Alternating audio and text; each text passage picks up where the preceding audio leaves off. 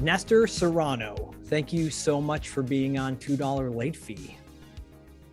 Well, thank you. It's a pleasure to be here. And I understand I'm getting a family discount on that $2 late fee. You are. You have a punch card, and so 24% off. Yep. 4 more rentals and you get a free one. So free Twizzlers from Zach. Red Vines. Red Vines.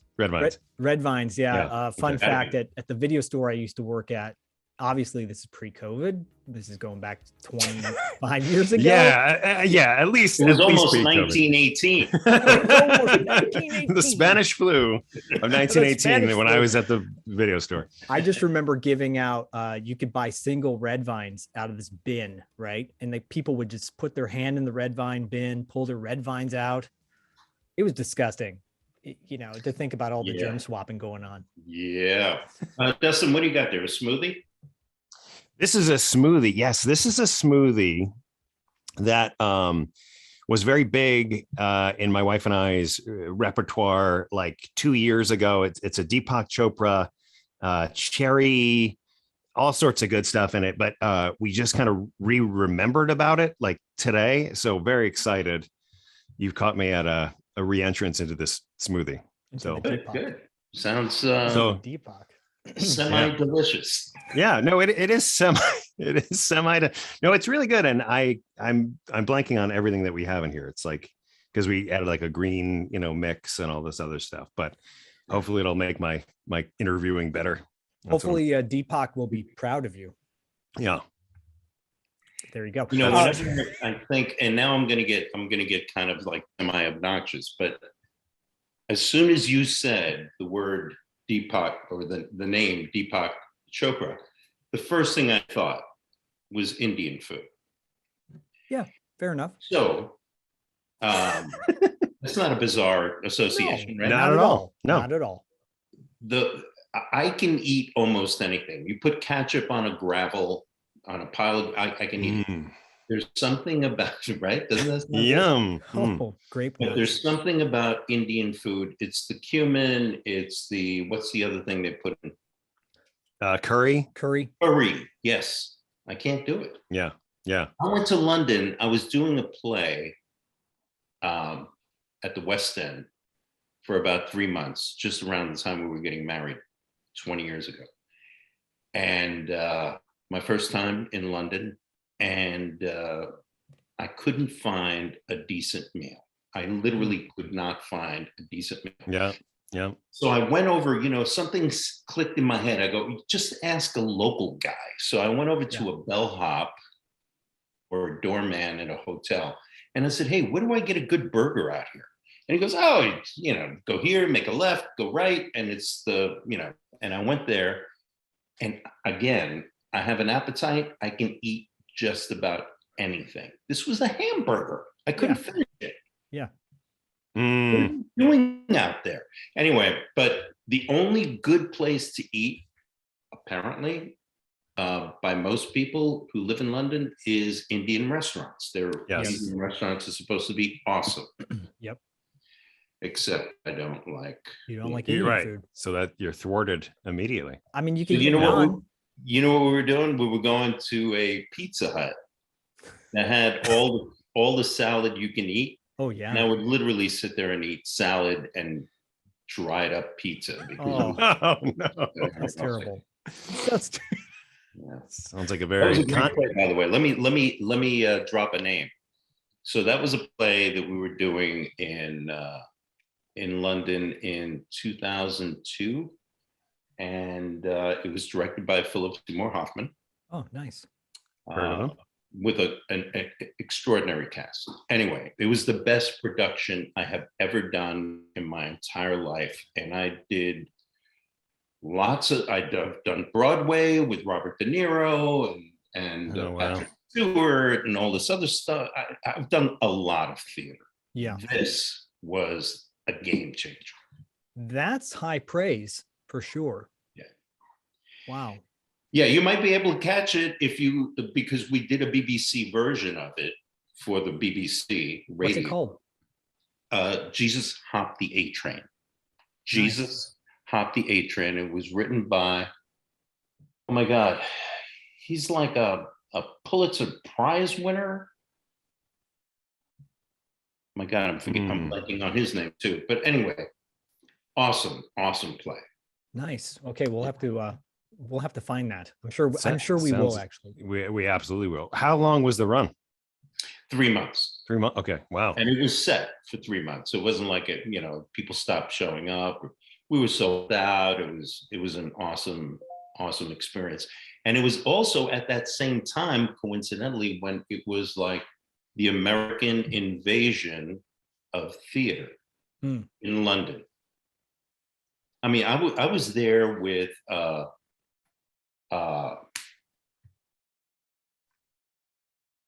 God. Well, John Ritter's son, whose name I'm blanking on now. But Gwyneth Paltrow was doing a play. Madonna was doing a play. I mean, everybody. Ben Affleck was out there. What's Ben Affleck's? Matt Damon. Matt Damon. What's Ben Affleck's Matt Damon? Yeah. You thought I was going to say Phoenix tattoo, but that's right. But it was an extraordinary time to be in London because we would go out to like the Soho House and the other places, I think, called the Marx House. Anyway, we would go out to all these clubs. Pizza Hut, salad. Pizza Hut, all the salad you can eat, baby. Soup plantation. Anyway, it was a great time. It was a great time to be there, and I was so excited I did it. Well, it's interesting you bring that up because I do remember when, at least seeing it in the media, the explosion of theater in overseas, from and how big it was. And that's like where you really got your chops down. And if you really wanted to see quality plays or quality writing or acting, et cetera, it's like that's where you needed to go. Yeah, it was kind of like almost the reverse version of the British invasion in the US, right? Where all of a sudden they picked up on something we were doing and they just did it more better, as we say in the Bronx. And we took our theater to man, that show, Jesus on the A Train, was so dynamic, so you couldn't get your eyes off the screen. So I got married while we were doing that show. Oh, right? Okay. In London? In London, but I came by to what we now refer to as a drive-by wedding. Nice. Baltimore. Nice. Had the rehearsal dinner, got married the next day, and on the third day I was back in London. Wow. And I watched the playwright. The playwright played my character. Oh my God. And he was so petrified because he knew I was going to be there. I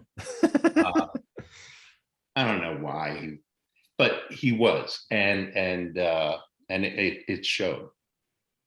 But made you look better.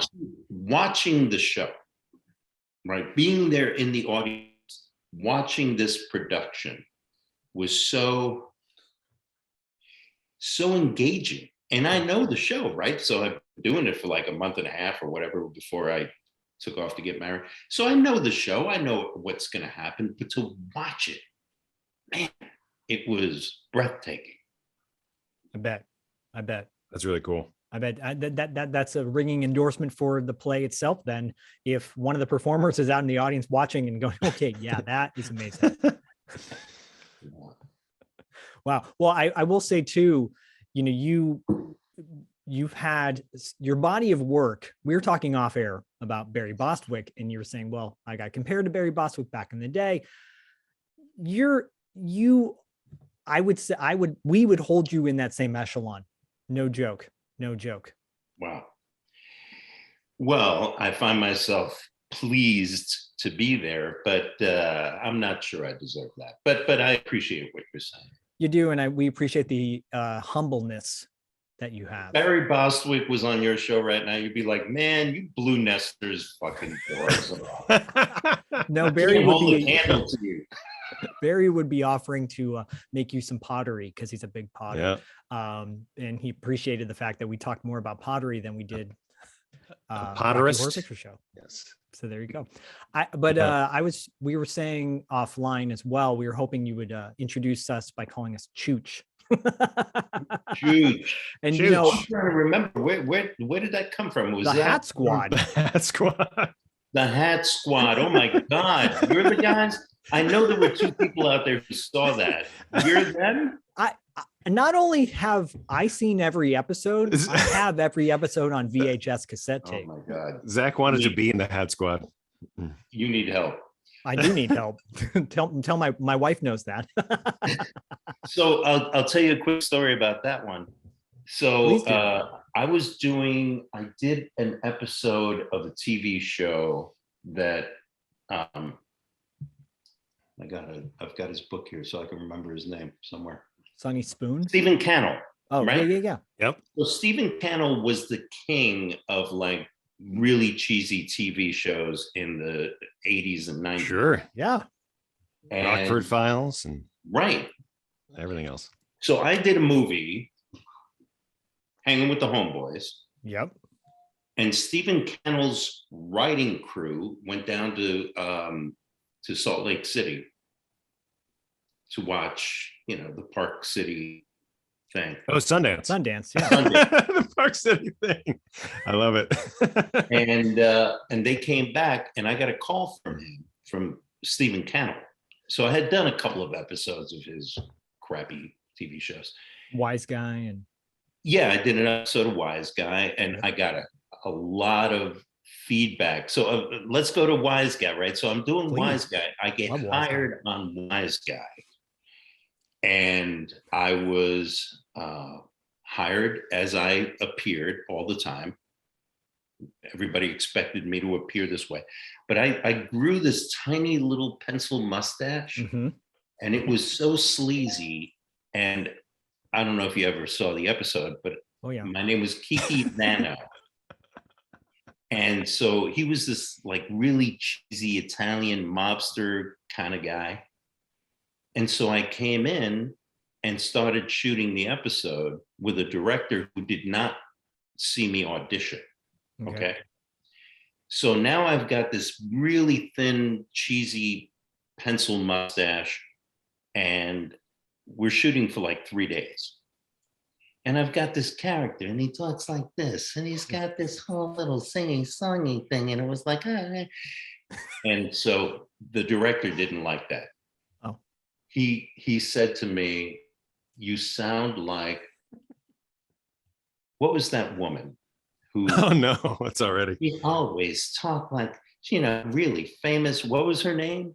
That really famous, like from the 40s. Oh, why don't you come up and see me sometime? That one. Oh, like a Mid-Atlantic. Yes. No, it's a very famous woman. Yes, with an M. Anyway, okay. So he said, "You sound like that." Marlena Dietrich? No, I want to be alone. That's a different one. But anyway, so he said, "You sound like that woman," and I don't like it. And I said, "Well, you're stuck with it because I'm not changing it." Oh, so a couple of days later, they get the rushes, right, which is the dailies from the previous couple of days, and everybody in LA is like, "What the fuck is up with that mustache? What the nobody?" And the director is like, "How could you do that? That's like completely irresponsible that all of a sudden you should pull this and everybody's all upset." Oh no. I said, "All right, well, anyway," I finished it. Cut back to 2 months later, 3 months later, I get a call from Stephen Cannell's office. They wanted me to audition they wanted to hire me for Hunter. Yes.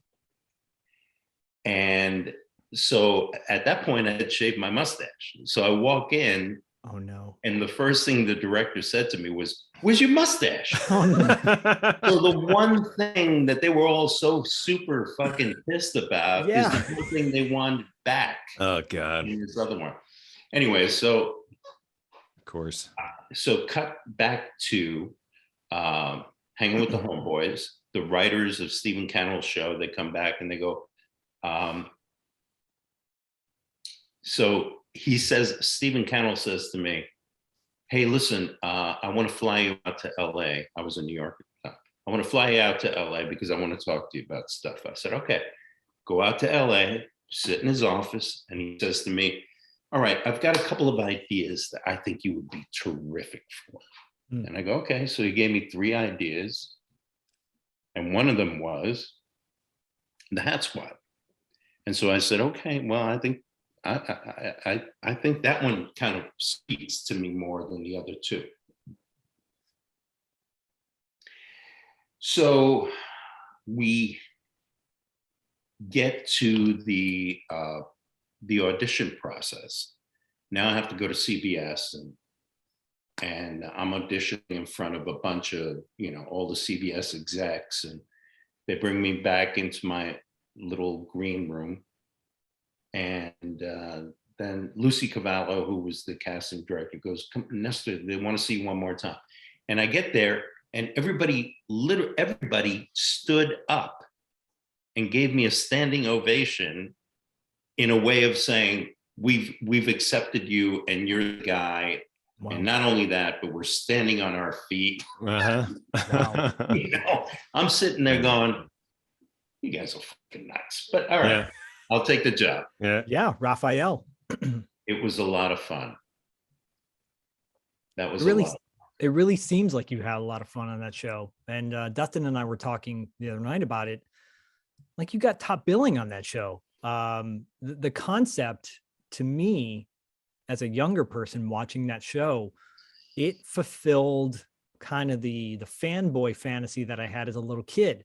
I wasn't a little kid, I was a teenager at the time, but the idea of like these 3 brothers, adopted brothers, coming together to fight crime, from these various backgrounds, and very colorful. It was like a superhero comic book come to life for me, and I just love the concept. I watched it every night. Dustin joked, he's like, "You're probably everyone was watching Seinfeld and you're watching the Hat Squad." And I'm like, well, yeah, probably. Well, Zach said to me, he's like, "I just don't understand why more people in the world didn't watch the Hat Squad." I'm like, because everyone was watching Seinfeld. But the Hat Squad is it was my first time watching it recently, and it is one of those, it is very comic book like, it really is. And it's also, we should say too, it's not that they're just fighting crime as vigilantes, they're legitimate. No, they're cops. LAPD, they're cops. Yeah. And I'm sorry, I didn't mean to interrupt. Go ahead. No, I was just gonna say, but your character is like refusing to carry a gun because of the violence that was inflicted upon his family. That's how his parents died. Right. So and you're this guy who just carries around like a playing card and a hat, and you're basically using whatever you have at your disposal to fight and win, and it's amazing. Save the day. Yeah. Save the day. Yeah, I really love the idea of it. I just wish it would have been better executed. Yeah. In my opinion, I also did another TV show, which is where I met my wife, called True Blue. Also extremely cheesy, had so much potential. I got to know the executive producer, who was my wife's boss at the time, Sonny Grosso. And he was an ex-cop. In fact, if you ever watch The French Connection, the character of, not Gene Hackman, the other guy, Roy Scheider's character. Roy Scheider. Yeah. He was Sonny Grosso, the real Sonny Grosso. Oh, nice. So cool. He was involved in all that, criminal stuff. He's a shady character. But anyway, he's dead, so I'm okay. Yeah, it's all good. He doesn't know where you are anyway. I can talk shit about him now. But it was a show that could have really been something else. At that time, that was before NYPD Blue, True Blue, the one that I did. And it was about cops, and he was a cop, right? Yep. Sonny Grosso, the executive producer, was a cop. And he had, after the whole French Connection thing, he became a producer and did some shows in Canada that were really like super horrible. And then he decided he was going to try his hand at doing a TV series, a drama. And so they started coming up with these scripts. And I would look at the scripts and I said, can I come and talk to you guys? So I'm a novice, I'm feeling I'm now in a writer's room with a bunch of executive producers and writers, and I was terribly intimidated. Yeah, totally. But I felt like I needed to say that the show is going, in my opinion, in the wrong direction. It was going towards this cheese, and it was all. So anybody who might be familiar with the show, for example, they had a really good looking actor who fell in love with the really good looking actress. And then they had a black guy. And then they had, I played an Italian, but they had a Hispanic. Eddie Velez was the Hispanic. And then, they had all kinds of mixes. But all of the connections that were being made artistically were all so kind of like so done. And I was like, why don't you have, so I walk into the room and they all go, okay, so what do you want to talk to us about? And I said, well, why don't you have me, now this is going back to the late 80s, early 90s. Yeah. And I said, why don't you have me, for example, frisk a bad guy, get pricked by a needle that he had in his arm, in his pocket, and then I get HIV. And then the other cops don't want to talk to me. They leave ugly things in my locker room and this other stuff. Why not have the white, beautiful woman fall in love with the black guy? Yep. And then you can have conflict there. And he was like, no, none of that shit don't work. And then NYPD Blue came out, and that's what they were doing. Right. Were any of the writers for True Blue on NYPD Blue? Yeah. They're sitting in that room going, that's a great idea. I don't think they've ever been seen again. Wow. Yeah. But I'm not trying to say that I was some kind of like artistic genius and saw something, but the writing was on the wall. Yeah. The writing was on the wall. It's just something different. Yeah. And provocative. Yeah. Right. Yeah. What year? This is like early 90s. Yeah. It had to be either the 89. very late 80s, like 89 to 91, somewhere in there. Yeah. You played Officer Gino. Right. Tuffanelli? Was that my last name? Tuffanelli. Yeah. Wow. Tuffanelli. Did a little bit of research. Nice. What was your mustache? What was Gino's mustache like? Yeah. Did Gino have a mustache? No, Gino Tuffanelli did not have a mustache. Okay. You're going back to my other story about what's his name? Wise guy. Yeah. Well, and I think too, just to kind of close the chapter on Hat Squad a little bit, it marketed. I think kids really liked it, but it wasn't a kid's show because it had a level of violence and a level of intensity that Miami Vice had, a few years earlier. Right. And so maybe that's what kind of suffered a little bit. But I think what Dustin was saying, just you talk about uniqueness of a character, the fact that your character didn't want to carry a gun, that was really cool. It was a cool concept that I don't think was seen at that time. And I'm just saying, if they ever wanted to reboot Hat Squad and you could play the dad, because there were more flying tackles in the Hat Squad pilot than any other, just guys running at guys with guns and like taking them down. Extreme sports. Yep. You did. Yeah, but that's a concept that can fly today. Totally. Yes, absolutely. I mean, who doesn't want to have somebody who could take down bad guys without using a gun? If you can do it, yep. You've got Thor out there with a hammer, and but who has a playing card, right? And and not have superpowers, right? Yes. I spent way too much time thinking about, is this a customized playing card, or is this an actual, like, did you just pull this did you buy a deck and buy one? Or, do you you customize all your jack cards? I can't reveal that. Yeah. Okay. No, because it's your secret identity. It makes sense. Well, yeah, I don't want to blow the secrets. Well, I just know that there's a strong fan base out there that really enjoyed the show, and your And you're character in talking particular. to both of them. No. So let me give you another quick little story about the Hat Squad. Please. So we're doing the show, right? And at the beginning, Don Michael Paul. Yep. I never know if it's Paul Michael Tom or Right. Philip Michael Anyways, Thomas. So we're doing the show, and he was petrified.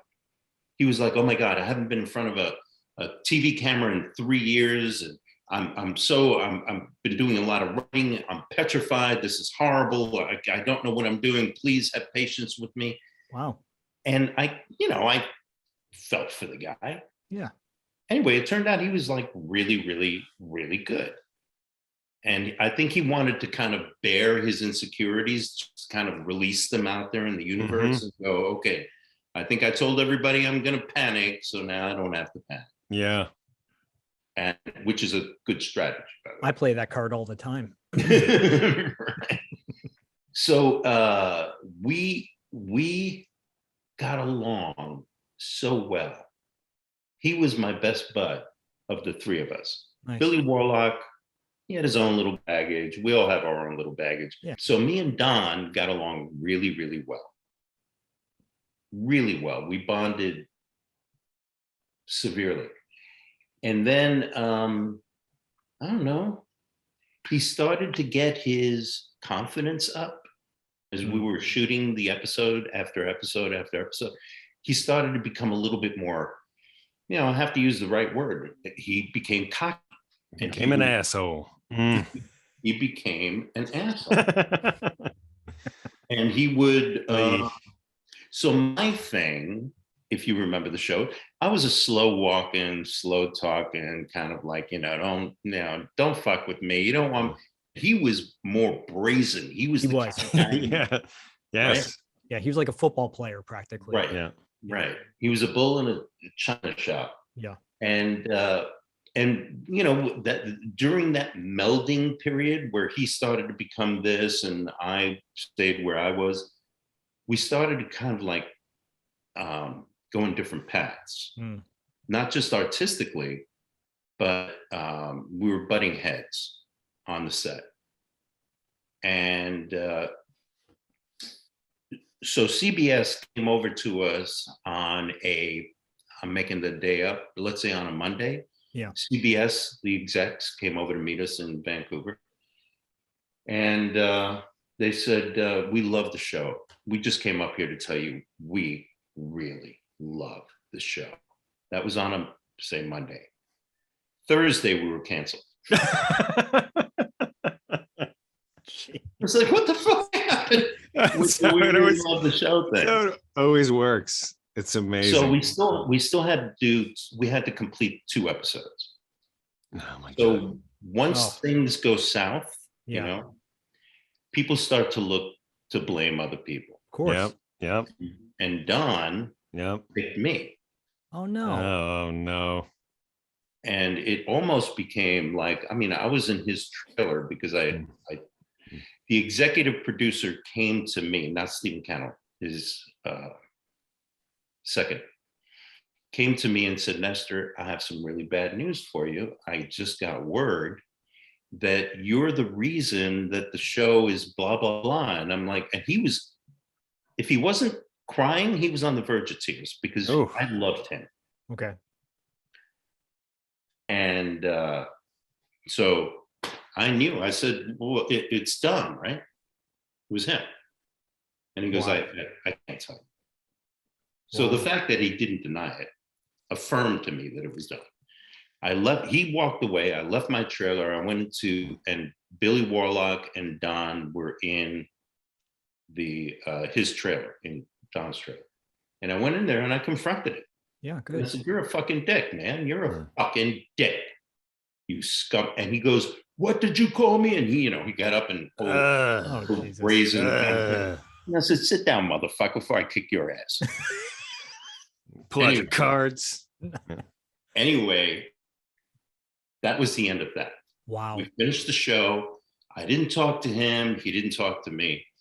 Cut to 10 years later, I get an offer to do a show in Bulgaria, a movie in Bulgaria.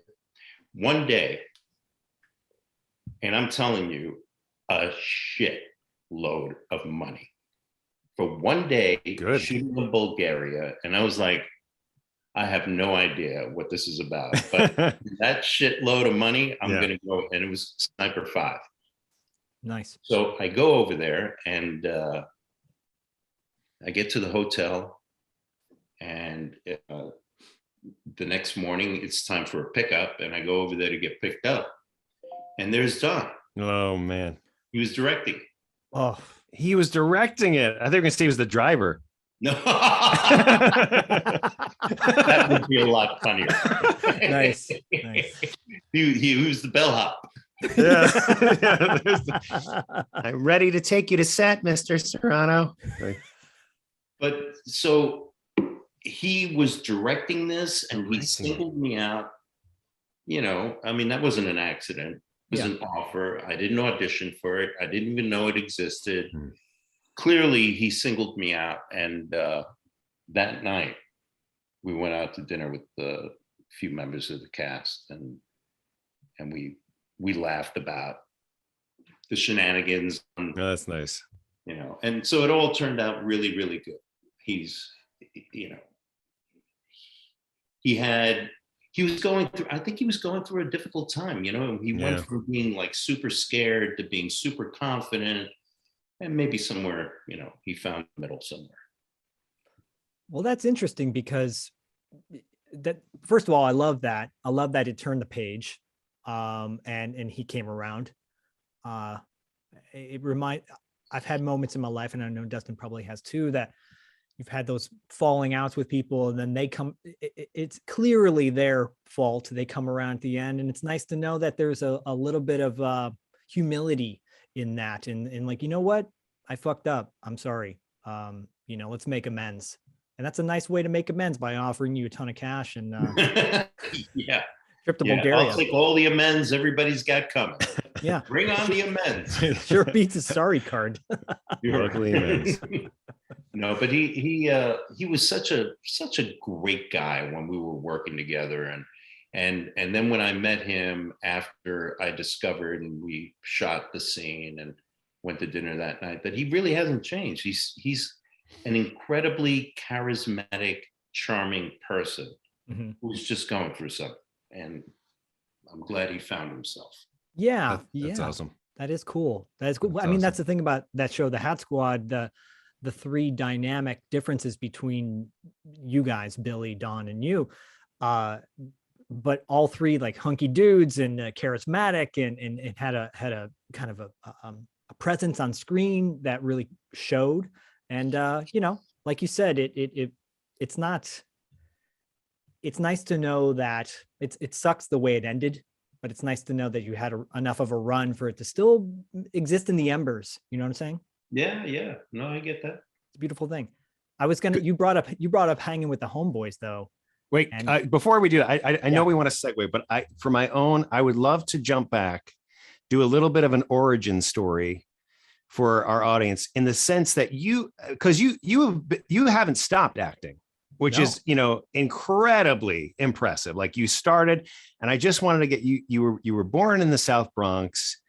You know, your first movie seems to have been The Money Pit. And I just wanted to get a little bit of kind of background to you. Like, were you, a lot of guests that we have come on and they have this, you know, the late 80s, there was sort of an aversion to television for the most part, other than like Murder, She Wrote and, you know, the occasional show. And I was curious if you were like, were you a theater guy? Were you a movie guy? Were you a TV guy when you started? Like, what was your intention? Okay, so when I was doing Cuba and His Teddy Bear on Broadway with Robert De Niro, it was a culmination of 35 off Broadway shows. I did one where I didn't realize we were going to be performing at a wedding. Oh. right? I mean, I'm going way back. I was like 20 years old, 21 years old, and I answered an audition notice, and I got cast. And we were going to be doing the play. It was a small scene of a play. I can't remember the play. But we were told we were going to be performing at 161st Street, right around Yankee Stadium in the South Bronx. And I happened to, I think at the time I was living in Manhattan, but I was very familiar with. Anyway, it turned out to be, it was a wedding. So we were the entertainment Wow. for a wedding. It was the most humiliating experience I had ever had. That's brutal. But so all that to say, I've done theater much of the first 10 years of my career. That's all it was. It was theater, theater, theater. And it was my life. And I remember when I was doing Cuba and His Teddy Bear with Robert De Niro, Jimmy Smits, who you guys know who he is? Yeah, heard of him. Okay. So Jimmy Smits. He's terrific. He played for the Cardinals, right? Yeah.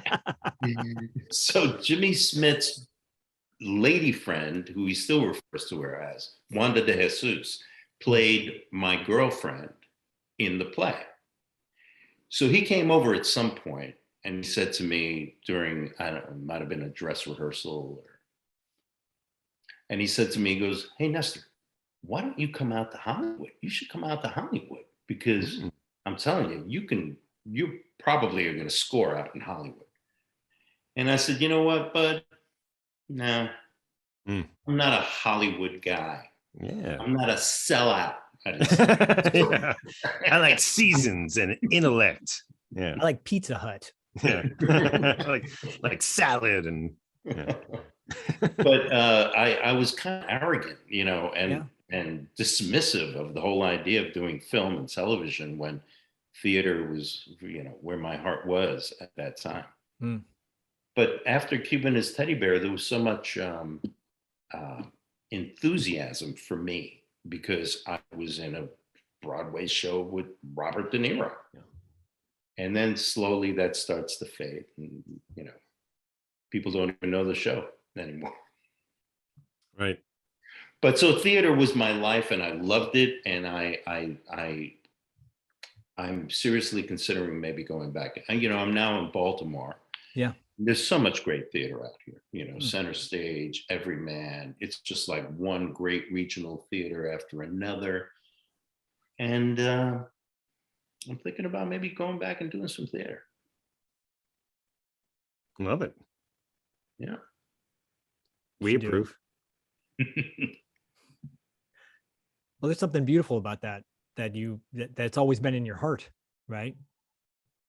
It's always been that. Yeah, you know, you've heard people say this time and time again, that there's nothing like the immediate reaction you get from an audience at the moment when you're doing your thing. Yeah. Whether it's the absolute, like you can hear a pin drop, to laughter, and it's just so, you know, every now and then you'll do something on set, whether it's film or TV, and you'll get that from the crew. But a lot of times, I would venture to say most of the time, it's they're just being courteous. They know where you're going. They know what you want to do. They know what you're, you know, the punchline or the dramatic culmination of the scene, and they react accordingly. But I'm always suspicious as to whether they're, you know, they're a paid audience. Yeah, right. Exactly. And they're focusing on their own, you know, they're pulling focus or they're doing, you know, they're doing other things. Yeah. Right. But also they feel compelled to applaud you because they have a vested interest. They want you to continue to be good. It's all for good reasons. But they all, you know, they want you to continue to do well and they want you to feel encouraged, and they all have kids and they know, you know, when their 10-year-old does something, you got to laugh. And, you know, so Oh shit, do you? I'll tell you, I got a 10-year-old. I know. Really, Yeah. and I really encourage her to be, you know, silly and ridiculous and Good. fearless, and Yeah. you know, she wants to be an actress. We'll talk about that some other time.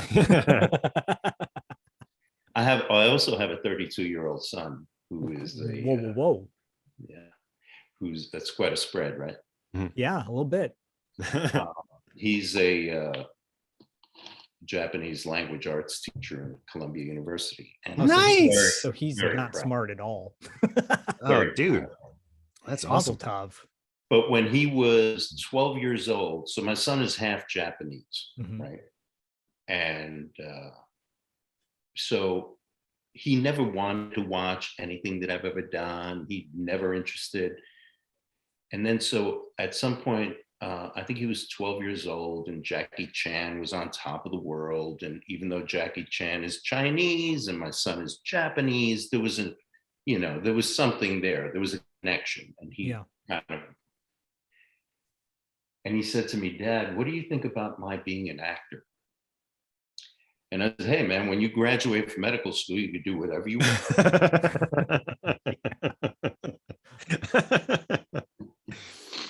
That's amazing. And, thank God he didn't pursue that.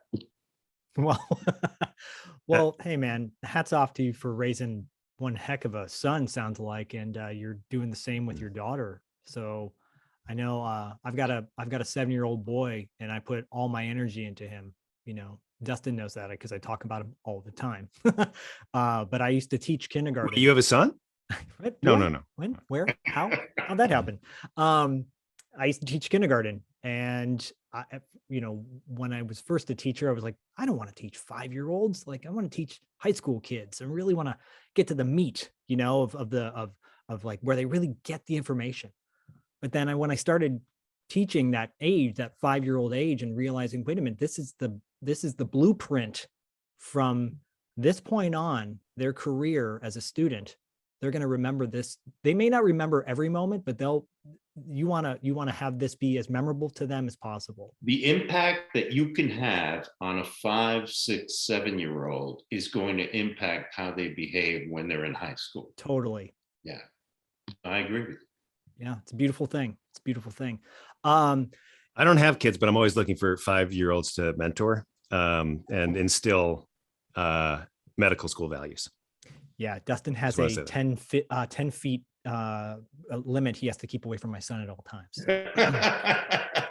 Well, social distancing and yeah, it's just being conscious. His son doesn't want to be a doctor, and I'm like, well, you should want to, and his son's so rude. He has the rude. Yeah, and then Dustin says, "Don't be a failure like your father." Yeah. No. I said, Dustin, are you at least married? Am I married? Yes. Okay. I You're like, okay, all right. You have good. Because I was going to end this interview right now. No judgments. If it were up to me, no, I'm not going to say it. But so, do you have children in your future? Are you looking for it, or are you just not looking for it? We like kids. Yeah, he's and great. Certainly, he's great but it's yeah. I have nephews, but it's more about. Well, I guess it's probably a longer conversation than we have time for. But, I like hanging out with kids, instilling good values, and then being like, have a nice time when the meltdown starts, Right. Yeah. Well, I get it. It's kind of like, grandpas and grandmas. Yes. No doubt. It's great to have them for an hour or two. And then you spoil them, and then they can go climb their own furniture at home.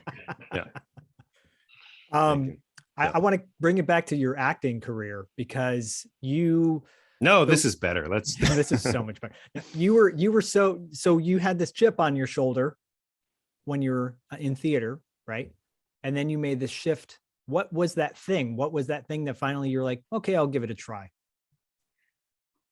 Well, I think it was the success of Cuba and his Teddy Bear with Robert De Niro on Broadway. that really kind of like made it look like, oh my God, I have so many opportunities. Okay. All I need to do is just say yes. Yeah. And so I went from there to, while we were still doing the show, I gigged the American Repertory Theater at Harvard. And I took a job to do one show, and then it turned into 3 shows. And I got to meet my good friend, Dean Norris from, you know, Dean Norris? All right. Sure. So Dean Norris is if you looked him up, you would know exactly who he is. But he was his big thing was oh yeah, of course. Breaking Bad. Breaking Bad. Yes. Oh, absolutely. Dean Norris has that look. He has a particular look with the buzz cut, or the, you know, now the Patrick Stewart look, I guess you could say. Hard as nails kind of dude. He looks tough and intimidating. Yeah. Love that guy. Right. He's great. Yeah. And you know, we're best friends. And I was in his wedding party. He was in mine. Right on. But I met him at Harvard. He was a student that had to be in certain productions, and he was obliged to be in the show that I was doing. But then that turned into another show, then another show, and then I said, you know what? I don't want to keep doing. I don't want to be doing regional theater. To go from Broadway to doing regional theater seemed like even though it was at the time the number one. I don't know where it stands today, but the American Repertory Theater was the number one regional theater in the country. Wow. And so I was proud to be a part of that, but I felt like, what am I going to keep doing this? So I felt like I needed to do something else, and offers started coming in for film and TV that wasn't in New York, because I was doing some TV in New York, but I thought, you know what? So anyway, I ended up doing The Money Pit, and that was my first feature. Yeah. And what a great way to start. Totally. Yeah. Working with Tom Hanks, who we were also really close for a while, until he got, you know, he moved. You got on. the Don Michael treatment. Yeah, until he took a dump on you and get the I got DM'd. You got DM'd. Oh man. No, but he was, you know, I mean, first of all, Tom Hanks and Will Smith are the 2 finest people that's nice. I have ever had the pleasure of working with. And I mean that. We were doing Bad Boys, and there was just such an energy about Will Smith. You know, it was just palpable.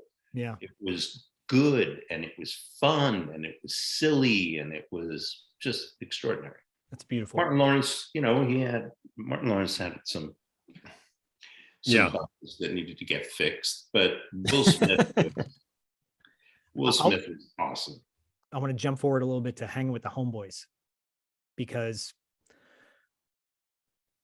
there's a lot of backstory, obviously, behind the scenes, but you as Vinny, Fernando, come on, Fernando. Come on, man, I'm Vinny, man. Vinny. Like, Vinny. I cut that. I quoted the hell out of your character. Nanoxyl 9. You know, on a regular basis. Knock that shit right out. Hey, so I mean, that character is so memorable. That movie is so memorable. Can you reflect on that a little bit with us? Yeah. So I got an audition for that role, and when I auditioned, there were maybe 2 or 3 other guys in the room, and they would go in and do the thing. I went in with the executive producer and the casting director and another producer and the director who wrote it. So I was the last guy. So I audition, I do my thing. And then the executive producer, for some reason, I think because it was a really small little movie, the executive producer asked the director or the casting director, is there somebody else to see? And the casting director says, no, just the director. He's the last person auditioning for the role. And I was like, what the fuck? Yeah. Chance do I have? Yeah. So I never heard from anybody. My girlfriend at the time and I, we went off to Spain on a vacation, and I came back, and this is before cell phones or anything like that. So I came back and I played my machine to listen to my, and one of them was that I had gotten the role, and I was just so fucking crazy. So what happened was the director wrote the part for himself. Yeah. That was the idea from the get-go. And then the executive producer thought it was too much because it was his first time directing and playing the lead role. It's just a little too much. Yeah. So they gave it to me. And so we go in for like a 2-week rehearsal or something, or maybe it was a week rehearsal. And it was me, John Leguizamo. Yeah. But the Doug other Doug? guy, no. Mario Joyner. Mario Joyner. So me, Mario Joyner, Leguizamo, and a guy called Chris Rock. You might have heard of him. Oh yeah. So we're doing the rehearsal, and we're going through it. And at one point I said, I got to go to the bathroom. So I go to the bathroom. Immediately following me in the bathroom is the director. And he says to me, man, this fucking guy, Chris Rock, he sucks. I mean, every line he says sounds like every line he just said. Everything is like one note. What do you think, Nestor? And I was like, I don't know. Yeah. Sounds fun to me, but whatever. Anyway, they fired him. And they hired Dougie Doug. So a quick jump, and then we'll go back to, so about 6 months later, I'm on Broadway and like 44th Street, and I'm walking to an intersection, and coming around the turn is Chris Rock. Oh no. And he says to me, I said, how you doing? He goes, man, not good. I go, why? He goes, I just got fired from Saturday Night Live. Oh God. I wouldn't be gleefully telling this story if we didn't know, Yes, of course. Oh my God. Of course, yeah. But what a tough, 6-month period for him, because he was just a stand-up that nobody really knew. But anyway, so cut back to Hangin with the Homeboys. So all three of these guys, Leguizamo, Dougie Doug, Joyner, they're all comics. I'm not a comic. The first 2 weeks of the shooting of this movie, or maybe 10 days, 2 weeks, was conducted inside of a vehicle in the middle of July in the South Bronx with lights all attached to it. So you can't open the door and just go, I need a break. I want to take a walk. I want to have whatever. You were stuck in that car with 3 fucking comics. It sounds like fun, but it's not. It was just so, everybody was just, you couldn't get a word out without people making fun of what you just said, and you couldn't get a serious conversation going. Everything was fodder for comedy. And sounds brutal. Sounds brutal. At one point I looked at somebody, I forget who it was, it might have been John. And I said, listen, man, I'm not here to be, the brunt of all of your fucking jokes. Yeah, I really. said, could you please just, anyway, it got ugly. Oh, man. Oh my God. But you can imagine what it must be like, right? To be around people whose job it is. They're their prime occupation is to find kernels from which they can turn into comedy. Yeah. Yeah. And always being on. They're always on. Always on. Always. Yeah. And so, at the beginning, it was a lot of laughs. Anyway, at the end of the day, it turned out to be great, and they were terrific. But those, however many days I was stuck in that car with those guys in the middle of July. Dude, that's Hot terrible. lamps. This is before LEDs. These were hot lamps. Yeah. Yep. Hideous. Anyway, but I love so I loved the character. Such a great character. I grew up in the South Bronx, and then I moved up to the North Bronx, and it was predominantly Irish neighborhood, like literally 90% Irish. Then there was a 10% Italian. And for some reason, I gravitated towards my Italian friends. I had Irish friends, I had Italian friends, but there was something about the Italian camaraderie, the family, the whole like hugging. There wasn't a whole lot of that in the Irish community. Yeah. They just have a different cultural thing. But with the Italians, it spoke more to where I came from.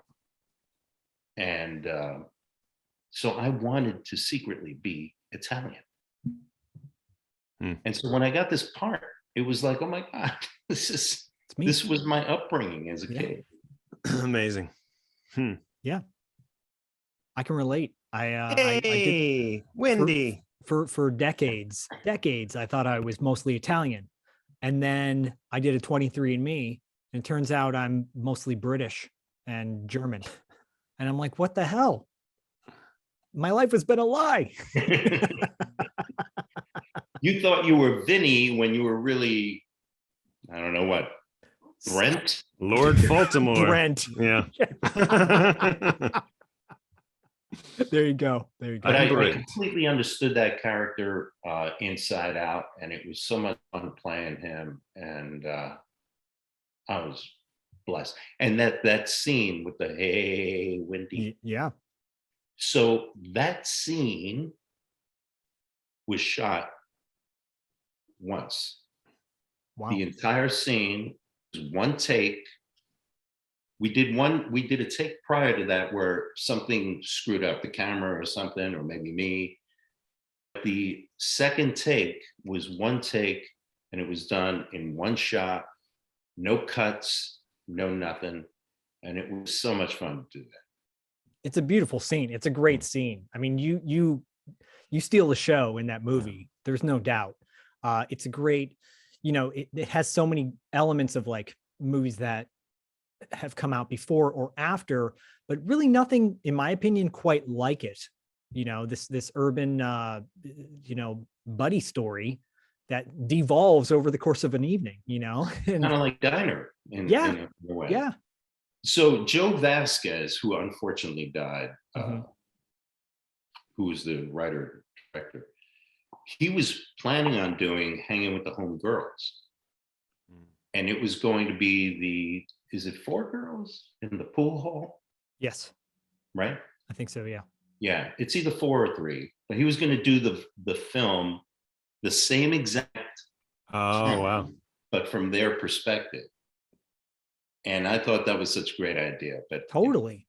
Yeah, he didn't live up to it, literally. Yeah, I mean, he had the lightning in a bottle, and it's too bad that it's unfortunate what happened to him, obviously, but your performance has stood the test of time, and here we are talking about it 30 some odd years later. Honestly. Yeah. And I've gotten a couple of I've had people ask me what was the most impactful film performance that I've ever had. And I've done a lot of good stuff. I've been in really good movies, and I've done a lot of